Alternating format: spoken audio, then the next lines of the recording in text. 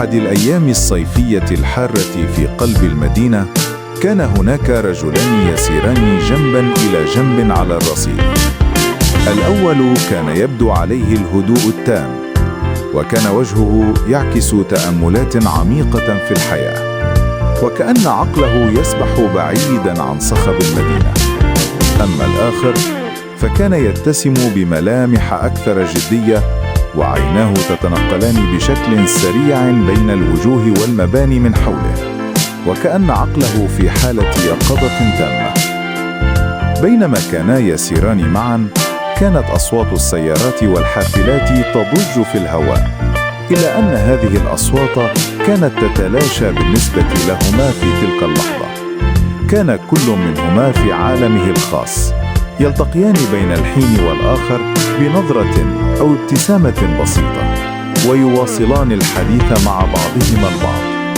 كان الجو مشمساً والحرارة مرتفعة، لكن ذلك لم يمنعهما من الاستمتاع باللحظة والحديث عن أمور قديمة وأحلام لم تتحقق بعد. أمامهما كان هناك مشهد المدينة يتكشف، مع ناطحات السحاب التي تتناثر في الأفق والمقاهي التي تعج بالزوار. كانت الأشجار على طول الطريق تتحرك بلطف تحت تأثير النسيم العليل، بينما كانت بعض المارة يتوقفون للحظات في محطات الحافلات أو أمام المحلات الصغيرة. لكن الرجلين استمرا في السير بلا توقف، وكأن كل شيء حولهما غير ذي أهمية مقارنة بما كانا يشاركانه في تلك اللحظة.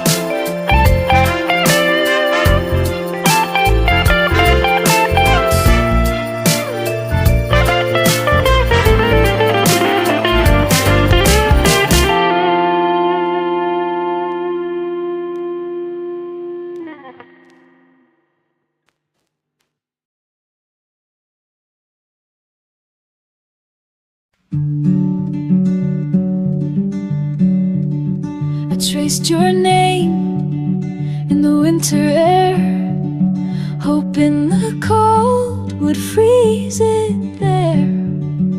100 lights, but none shine true. I'm chasing dreams that don't lead to you.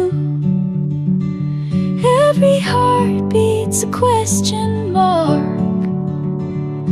Every glance feels like a spark.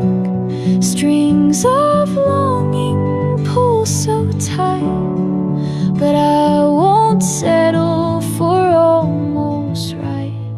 I'll wait for stars in the city sky, hold my breath as the world goes by. I'll trade this ache for something real.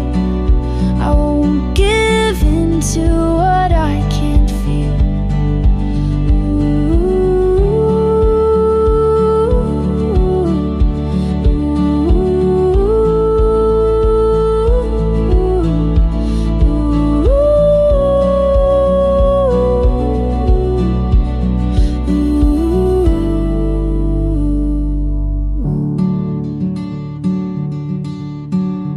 They say love's a game of give and take, but I can't bend till my heart breaks. 1,000 faces in the crowd, none of them speak the words out loud. بينما كانت الشمس تغرب خلف ناطحات السحاب، تباطأ الرجلان في خطواتهما، وكأنهما لا يريدان أن تنتهي رحلتهما في هذه المدينة النابضة بالحياة. كان الشارع الآن أكثر هدوءاً، والأضواء الساطعة تبدأ في إضاءة المدينة التي لا تنام. توقفوا على زاوية الشارع ينظرون إلى الأفق البعيد، حيث تتلألأ أنوار المدينة كأنها نجوم تتراقص فوقهم. هل سنعود يوماً؟ قال الأول مبتسماً برفق. من يعلم، رد الثاني وهو يلتفت نحو المدينة، ثم أضاف: لكن ما عشناه هنا يبقى معنا. بينما كانوا يواصلون المشي، كان الصوت الهادئ للمدينة يتناغم مع أفكارهم، وكل خطوة كانت تقودهم إلى مغامرة جديدة. ربما في مدينة أخرى، أو ربما في زاوية جديدة من نيويورك نفسها. كانت تلك اللحظات من الصمت والنظر إلى الحياة حولهم كافية لكي يعلموا أنه لا يوجد مكان في العالم مثل هذا. شكرا لكم ونراكم في الفيديو التالي. لا تنسوا الاشتراك والإعجاب والمشاركة. شكرا لكم.